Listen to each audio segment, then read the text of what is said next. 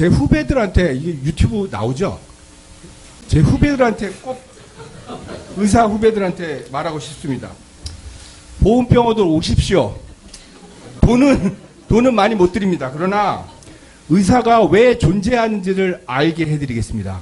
그리고 우리 보험가족에게는 아직 6.25가 끝나지 않았습니다. 국사모 유튜브 채널 구독과 좋아요, 알림 설정 부탁드립니다. 여러분 이야기하시는데 인천보험병원에 대해서는 아무런 아직 질문이 없었던 것 같아요. 인천보험병원이 완전 무결하게 일을 하시는 건지 아무 질문이 없어서 혹시 인천보험병원 예. 안녕하십니까. 저는 인천보험병원 현재 간호실장을 맡고 있고 그리고 인천보험병원을 이용하는 의료 고객입니다. 그래서 저는 오늘 제가 인천보험병원 진료를 보면서 느낀 점과 저희 환자분들이 제 방에 찾아와서 말씀하신 것들을 좀 간추려서 말씀드리고 싶습니다. 인천보험병원은 대부분 1인 진료과로 운영되고 있고, 그리고 이제 환자들이 많이 몰리는 주요 진료과의 경우, 의료진들의 필요가 굉장히 높습니다. 증가되어 있고, 제가 진료 봤을 때도, 이 선생님 진짜 필요하구나, 이제 그런 걸 느꼈고, 환자분들도 마찬가지 그런 걸 느끼고 진료를 보고 계시고, 그리고 이로 인해서 의료진들이 이탈의 문제의 개연성이 높다고, 생각합니다. 그래서, 이렇게 피로도가 높은 의료진들에 대해서 어떻게 피로도를 감소를 시킬 건지 첫 번째 묻고 싶고, 두 번째는 의료진이 이탈했을 때 내 진료는 이 병원에서 계속 가능할까 하는 그런 것들을 많이 걱정해 하십니다. 의료진의 이탈에 대한 대안이 계시는지 말씀 좀 듣고 싶습니다. 네, 물론 대안이 있습니다. 저는 인천보험병원장으로 임명된 지 14일 된 윤종로라고 합니다. 근데 좀 혹시 걱정을 하실 것 같아서 제가 25년간 중앙보험병원에서 정형외과 의사로 무릎 전공을 해서 25년간 근무를 했습니다. 그래서 현장을 제일 잘한다고 제가 생각을 하고요. 그래서 의사의 애로사항을 제일 잘한다고 생각을 합니다. 근데 제가 가보니까 15개 과 중에 12개 과가 1인 진료과입니다. 1인 진료과라 하면 그냥 감이 안 오실지 모르겠지만 내가 하루 종일 9시부터 5시까지 진료를 봅니다. 그러면 저 개인적으로 간단하게 좀 설명을 하면 9시는 스마일로 시작을 해요. 근데 3시가 지나면 입에 웃음이 사라집니다. 그리고 별로 설명하고 싶도 않고 그게 인간이기 때문에 이거에 대한 어떤 사기 진작이나 이런 걸 하기 위해서는 의료진의 보충이 필요할 것 같고 저희가 갖고 있는 계획은 초청 진료를 활성화하는 겁니다. 그럼 초청 진료를 어디를 초청을 하느냐?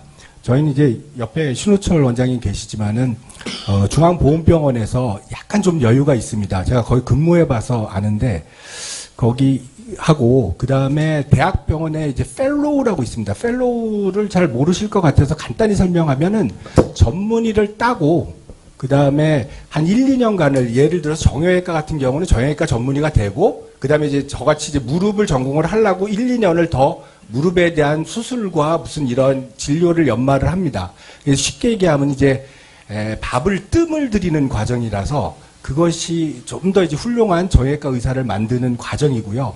그 친구들이 월급 체계가 우리가 보험병원이 이제 그냥 평균적으로 그냥 러프하게 얘기를 하면은 외부 시중가의 한 반이 보험병원이 받는 페이라고 생각을 하시면 얘네들은 죄송합니다. 펠로우 전문의들은 그 반입니다. 그래서 한 시중가의 한 8분의 1을 정도 받습니다. 근데 걔네들이 왜 거기 그렇게 하느냐? 고급 기술을 배우는 거거든요. 근데 그들을 초청을 할 수 있는 기회를 마련해 주셨으면 합니다. 방법은 있습니다. 그건 현장에서 같이 의논하면 될 것 같습니다. 그리고 그 전문의들의 두 번째인데 제 세 가지를 제가 대안을 제시하는데요. 두 번째는 이 친구들이 일주일 동안에 저희 1인 진료과를 하루를 쉬게 하거나 아니면 반나절 안 되면 그래서 스터디데이라고 해서 타 병원에 나가서 새로운 기술을 배우고 또 연구하는 데 가서 좀 새로운 어떤 리프레시를 할 수 있는 기회를 드리려고 합니다. 물론 그거에 대해서 참석을 했는지는 철저하게 단속을 하겠습니다. 그런 것이 이제 사기 진작도 되고 의료진 향상도 되고 이거는 환자의 만족도 개선으로 저는 갈 거라고 확신을 합니다. 그 다음에 이제 마지막으로 지금 이제 막 시작한 건데요. AI를 기반으로 해서 EMR 도입을 하는데 어떤 식이냐 하면은 환자와 의사가 인터뷰를 하는 그 보이스 시그널이 바로 EMR로 들어요. EMR이라 하면은 전자 차트입니다. 그래서 저희가 환자 볼 때 왜 병원 가시면은 의사가 이렇게 환자 얼굴도 안 쳐다보면서 막 타자치고 있잖아요. 그게 아니라 딱 쳐다보고 있고 말만 해도 이 말을 가지고 AI가 의학 레코드를 작성을 합니다. 그 시스템이 이미 돼 있고 그것이 저희가 지금 이제 도입을 하려고 뭐 제가 봤을 때 상반기에 도입이 될 거라고 생각을 합니다. 그래서 그거를 그러면 일단 조금은 좀 이렇게 좀 얼릴 수 있지 않을까 저는 개인적으로 그렇게 생각합니다. 네, 감사합니다. 원장님 오신 지 얼마 되셨어요? 14일 됐습니다. 근데 어떻게 그렇게 다 파악을 하셨어요? 중앙보험병원에 제가 중앙보험병에 있으면서 제가 이것만은 하고 싶다는 것들을 많이 모아놨습니다. 준비된 원장이라고 얘기하면 현재 그 인천보험병원 응급실 운영을 안 하고 있죠? 네. 어떻게 하실 겁니까? 그것도 대안이 있습니다. 이게 응급실이 그냥 좀 상황으로 제가 설명을 드릴게요. 응급 환자가 발생을 했습니다. 그러면은 대부분 어떻게 하냐면 이제 보호자나 아니면 119를 부릅니다. 그럼 119 구급대 도착하죠. 그러면 119 구급대에서 이제 싣고 그 다음엔 이 사람이 전화를 돌립니다. 저 인천 경우에는 이제 가천길 병원, 인하대병원, 어디 병원 해갖고 저희가 보니까 저희 그 작년에 한 1000명 정도가 응급 환자가 발생을 했고 그 병원이 그 주위에서 한 24개 정도의 종합병원이 있어가지고 글로 막 전화를 돌렸겠죠. 그런데 이제 못 받는다 뭐 이런 대통령끼리 얘기하는 응급 뺑뺑이 이런 것이 이제 막 발생을 합니다. 근데 저희가 지금 하려고 하는 게 뭐냐면 응급 콜센터입니다. 응급실은 없습니다. 응급 콜센터를 24시간 활성화를 하면은 제가 어떻게 생각을 하냐면은 만약에 정형외과에 대해서만 하겠습니다. 그리고 그거는 확답을 받았기 때문에 제가 지금 얘기를 할 수 있는데 정형외과 골절 환자가 발생을 하면은 저는 가천 길병원에 그 외상센터로 내가 보내겠다. 거기 있는 교수가 제 후배입니다. 그건 좀 찍어 누르는 면이 있는데 그런 어떤 인간관계를 가지고 처음에는 시작할 수밖에 없다고 생각합니다. 시스템이 중요하지 않습니다. 저는 소통이라고 생각을 합니다. 그래서 그런 패스트 트랙을 지금 보니까 작년에 한 400명이 응급 환자라고 그랬는데 사실 그 중에 한 10%에서 20%밖에 진짜 응급은 없어요. 뭐 이렇게 살짝 찢어지고 이런 거는 사실 저희는 응급으로 안 보거든요. 근데 실질적으로 제일 많이 저거가 했던 게 호흡곤란이에요. 호흡곤란. 한 20%가 호흡곤란을 호소하시더라고요. 근데 그거는 호흡기 내과 아니면은 순환기 내과거든요. 그래서 그거는 충분히 연계만 잘 시키면 응급실을 갖고 있는 기존의 시스템보다 훨씬 환자를 최종 치료지까지 안내를 할 수 있는 방법이라고 저는 생각을 합니다. 현재 자체에서 응급실 다시 운영한다는 말씀은 아니잖아요. 아니요. 그러니까 그거는 3번입니다. 조금 좀 시간을 좀 주십시오.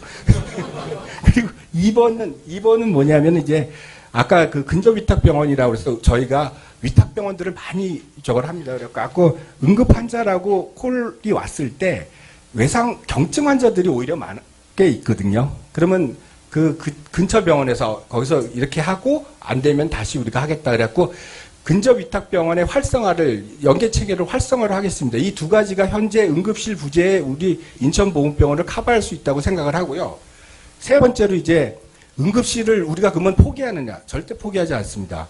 병원의 응급실은 아주 필수적인 요소고 꼭 있어야 됩니다. 근데 지금 저희 인천보훈병원이 135베드의 현 의사를 가지고는 응급실이 아니라 양호실입니다. 양호실. 그래서 그냥 환자가 오면 저쪽으로 가세요. 저쪽 교통정리를 그러니까 차라리 응급 콜센터로 유지를 하다가 저희가 그 계획된 그 수순에 따라서 이 의료진과 그것이 확충이 되는 순간 저희는 바로 응급실을 엽니다. 그건 제가 약속드리겠습니다. 예, 감사합니다. 자, 인천보훈병원장님 질문 안 했으면은 가슴에 멍들 뻔했어요. 그냥 지나가는 줄 알았어요. 아까 그 질문하신 분도 인천보훈병원에 계신 분이죠? 예. 마무리할게요. 잠깐만. 말씀하세요. 자리에 참여하는 게 너무 어렵기 때문에. 한마디 하시면 돼요. 1분만 주십시오. 1분 필요 없습니다. 30초입니다. 제가 꼭 드리고 싶은 말씀이 있어서 제가 이제 개인적으로 제 롤 모델은 삼성 서울병원 초대 병원장이시고 2002년에 보훈병원장을 역임하신 고 하건입 원장님입니다. 그분이 뭐라고 그랬냐면 보훈병원이 인류여야 나라가 인류가 된다. 이 말이 있는데 이 말을 항상 얘기를 해주셨어요. 그래서 여기서 인류라는 게 그냥 시설이나 어떤 페이나 대우나 이런 인류가 아니라 정신 자세입니다. 무엇보다도 중요한 거는 정신 자세입니다. 그래서 제가 제 후배들한테 이게 유튜브 나오죠? 제 후배들한테 꼭 의사 후배들한테 말하고 싶습니다. 보훈병원들 오십시오. 돈은 많이 못 드립니다. 그러나 의사가 왜 존재하는지를 알게 해드리겠습니다. 그리고 우리 보훈가족에게는 아직 6.25가 끝나지 않았습니다. 그 상처들이 아직 있기 때문에 그래서 같이 일하시는 우리 보훈부 포함해서 우리 공단, 보훈병원 이 모든 가족을 정말 격하게 응원합니다. 네, 감사합니다.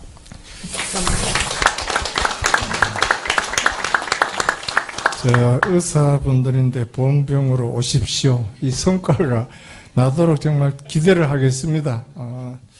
수고하셨고요. 저희들이 모두 일을 하는 데는 나름대로 임기를 가지고 일을 합니다. 2년, 3년, 대통령은 5년, 국회는 4년. 결과적으로 이 일에는 속도가 있어야 되고요. 성과가 나야 됩니다. 그 과정에서 속도가 있고 성과가 나려면은 평소에 소통을 해야 된다. 그 말씀을 드립니다. 이거는 제가 드리는 말씀이 아니라 대통령께서 국무회의에서 여러 번 이렇게 강조를 하십니다. 그분이 워낙 이 일에 대한 열정이 있으시기 때문에 늘 속도, 성과, 소통. 거기에 하나 더 보태면은 했는 일들이 우리 보훈 가족이든 환자든 국민이든 언론을 통해서 아니면은 입소문을 통해서 홍보가 되어야 된다. 이런 말씀을 드립니다. 그렇게 했을 때 여러분 스스로도 좀 뿌듯한 그런 감정을 느낄 거고요. 뒤에서 일하시는 분들도 자기 조직, 자기 직장에 대해서 뭔가 긍지를 가지지 않겠나 이렇게 생각을 합니다. 우리 국가보훈부 직원들도 나름대로 이렇게 긍지를 가질 수 있도록 여기 공공기관과 늘 소통하면서 저녁에 이렇게 기대를 하면서 오늘 업무 보고는 모두 마치겠습니다. 1년 동안 열심히 좀 부탁드립니다. 고맙습니다.